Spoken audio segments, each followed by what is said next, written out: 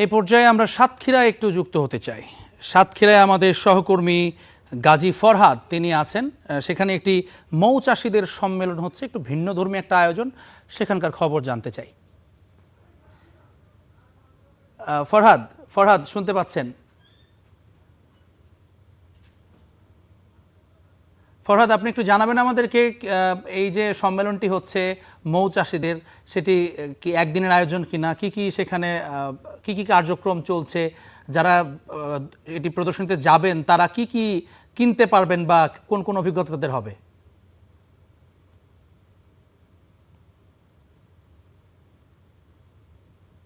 জাভরিন, আপনাকে ধন্যবাদ।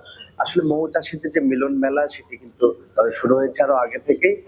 মূলত সুন্দরবন কেন্দ্রিক ধারণা রয়েছে যে যারা ক্রেতা রয়েছে তারা কিন্তু তাদের যে সুন্দরবনেই মূলত মধু চাষ হয়, কি সুন্দরবন থেকে মধু সংগ্রহ করে মধু বিক্রি করে ব্যবসায়ীরা।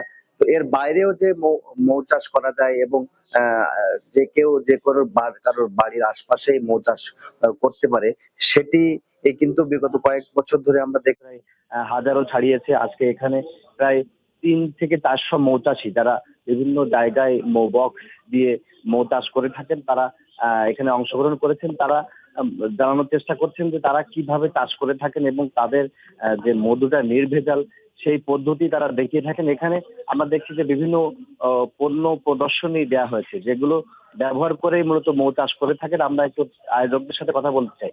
আপনারা মূলত আজকের মাধ্যমে এখানে কি প্রদর্শনী করছেন এবং কি মেসেজ দিচ্ছেন?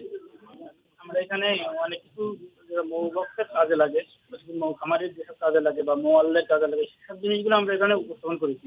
এখানে অনেক রকম অনেক কিছু আছে। তার ভিতরে এখানে একটা দেখায়, এটা একটা মৌ বক্স, এটা একটা ব্রুট বক্স বলে।